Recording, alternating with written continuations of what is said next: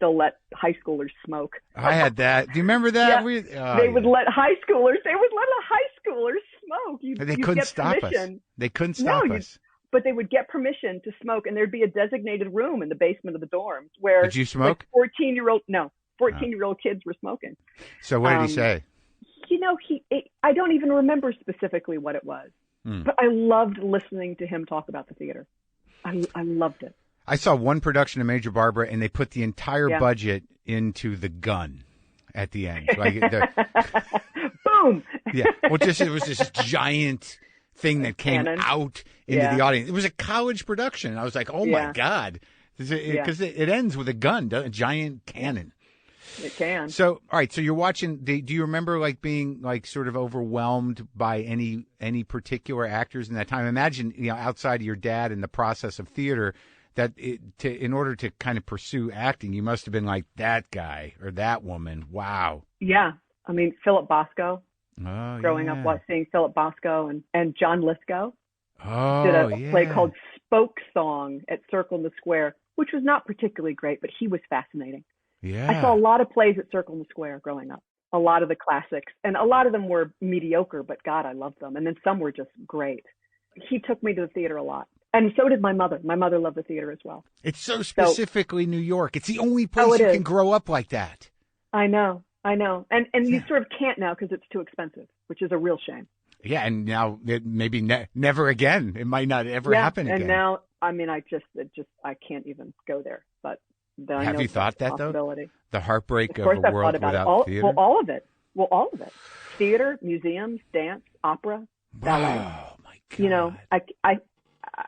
I think it's going to restore eventually, but I think I don't know how it's going to come back together.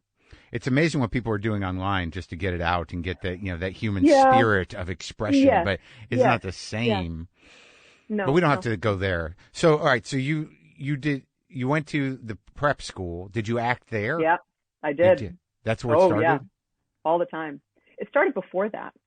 I mean, I was Mrs. Claus in this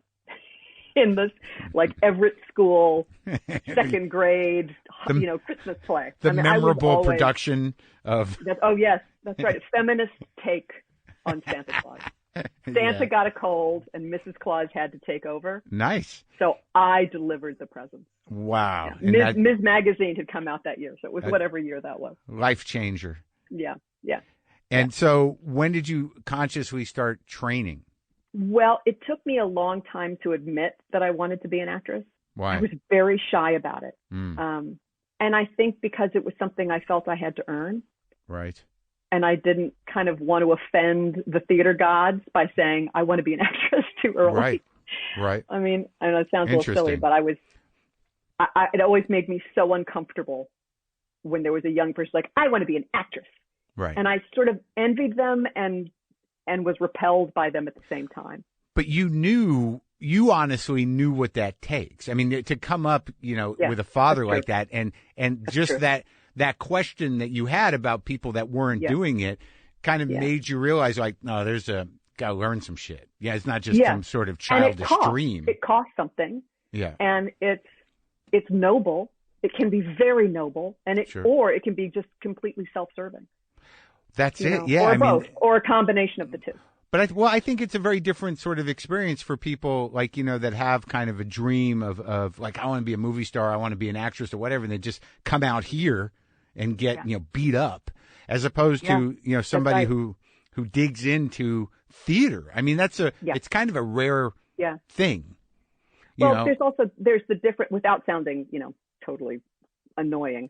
Yeah. There's a difference between a profession and a vocation.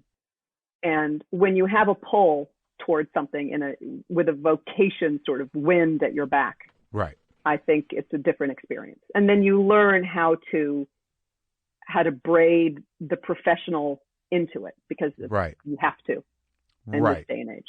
But it certainly helps because you don't take the bait a lot of times. What do you mean? You just don't take the bait. You just don't. You take the less glamorous choice because you think it's more interesting. Sure. Right. You brush it off when someone says, have you ever thought about having your nose done? You just do the work. Right. You just right. do the work, and you know what you know, and you stand there. And I made many mistakes, and I've done things that were terrible and bad, but I learned from them. Yeah, but how long did it take you to put it into that framework as a learning experience, as opposed to like, oh my God, why'd I do that? Yeah, no, I know. But then things just don't work out, and there's a difference between doing something because you have a personal agenda behind it, and it has nothing to do with the work, and doing something that just doesn't work out and just isn't good. Yeah. Right. The things that just aren't good, Sure. Things just aren't good, and they're great people, and it's all done for the right reasons, and what can you do? It just doesn't work. It doesn't come together. It's just bad. Isn't that or weird, you're though? bad in it. Yeah. And sometimes things just align in a very, and they sort of, for something to be great, that kind of has to happen. When did you first experience that? I don't know if I've had whiffs of it. I think the first Tales of the City was really right. fun. Yeah. I think John Adams was I'm very proud of that one. Yeah, that must have been amazing to just be on the sets of those things. Like when it was a tough set, and a lot of people did not have a good time doing it, but I loved it. But loved it. Being in the period piece and every department was working at such a high level. Yeah. And it was so well funded. Yeah. And it's the sort of example of when you give a generous amount of money to really good people. Right. Like what can happen? Like it's money that was used well. So every costume, everything that was on that set was, and I can remember there was a day where we were at the White House. Yeah. And they had cleared an entire field. Acres and acres and acres of trees were down. And they had spread fake snow all over the place. And they had this enormous replica of the outside of the White House. And I was standing there in this unbelievable outfit with hair and makeup that, done by total artists. Yeah. I can remember looking out at this, like time travel field of vision. Yeah. And I knew then, I was like, I'm never going to see this again. I was very aware of I don't think things like this don't happen very often. And I don't think I'll ever see this type of production again. And it was amazing. Wow. It's amazing to see what's possible when things are aligned correctly. Yeah. When you give support to skilled artists, what they can do. Yeah. I sort of feel that way about the Harry Potter movies too. When you give money like that to people who are, it's just pouring out of them, the creativity and the skill, right, and the ability. And I also love people who can talk about what they do and then execute it, because there are people who could really talk about it, and then there are people who can execute it who you don't want to speak to. But when you get those people who can do both, who have the ideas and then the skill to execute it, it's so exciting to be around. Yeah, especially when it's like there's so many of them. And if they're all working at a top, like for something like the John Adams movie, I mean, like I've only been on a few productions, but like that must have been massive. And there's so many people. Huge. So many people involved. You costumes, set deck, and just the people doing the snow. I mean, that's this whole other. Absolutely. The wind machines were enormous. Oh my God. And Paul was great to work with? Paul was great. He's an interesting actor, huh? Yeah, he's a really good actor. I loved working with him. How do you, how do you judge that? Through connection? Because there's a range of people's abilities, and as somebody, I've noticed this before, but obviously I don't have much experience, but when somebody's not meeting you where you are, you sort of have to, you have to act on top of acting. Yes, but you have to be careful, because then you can overgenerate. Oh, right. You have to be careful, and you just have to be helpful.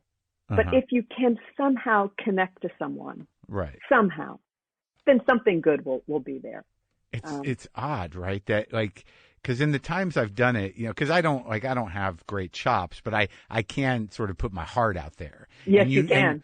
Yes, you can. Yeah, and it's really good. Well, thank you. But when that's received, even if it's supposed to be pushed back against, you can feel it happening, whatever's supposed to happen.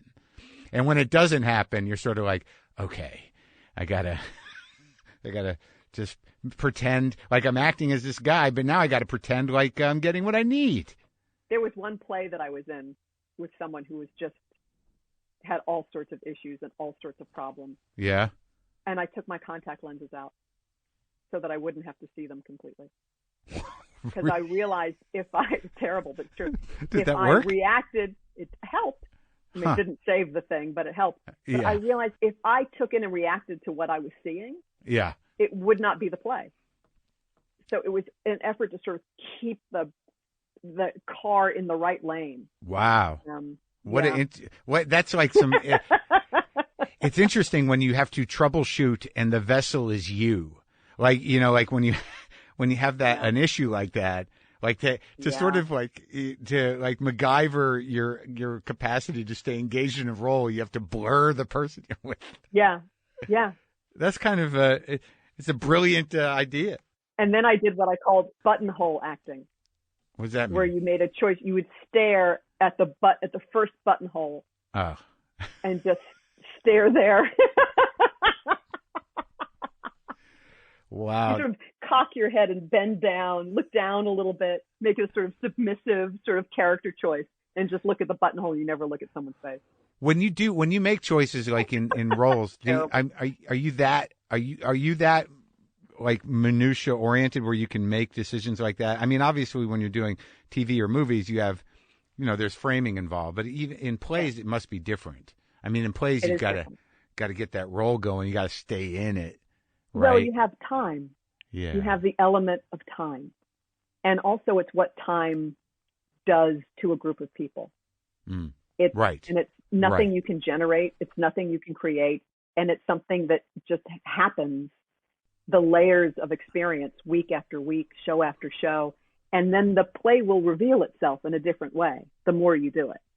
Huh. And I love that. I love when you stop working on the play and the play starts working on you.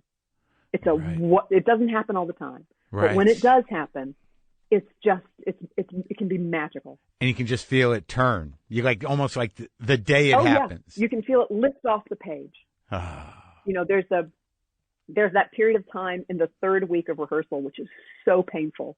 Yeah. When you hate yourself, you hate the play, you think you're ruining everything around you. You feel like you should quit and they should get someone better. And it always happens, and always happens around the same time. And it's one of the great lessons of the theater. And there are many of them, but one of them is like learning how to sit in discomfort. You have to sit in the discomfort and go through the process of allowing things to come together. And that just takes time. The only thing you can do is keep working through the discomfort and thank God I've done it long enough now to have faith that it will work out. Sometimes it doesn't, but a lot of the times if you keep working and sit in that discomfort and let it teach you things, like you're uncomfortable for a reason. And like, why am I uncomfortable? What feels bad and why is it? Be diagnostic about it and slowly tinker here and there and let your knowledge of the play, the power of the play come out, your connection to other people, and then it will sort of become its own thing. Right. And it's a very exciting period of time. Well, you have to have a certain confidence and patience and experience to allow that to happen. I mean, I imagine it seems like pretty good life advice as well in general. Absolutely. But with any sort of creative endeavor, it took me a long time to accept that because, your insecurity can destroy that. I mean, if you have insecurity, the waiting or the discomfort, you'll just turn it in on yourself and then it's over, Yes, absolutely. Which is why our industry, film, television is so rough on addicts. Really, really rough. Yes. Yeah. I mean, if you have addiction, which many people do. Yeah. It is a recipe. It can be a recipe for disaster. Well, I was always fortunate when I was, using that. It was not something I needed to do other things. Like I did not like being high on stage. Like it was not. Right. It was good. But I knew guys who were like, who needed whatever Me it was.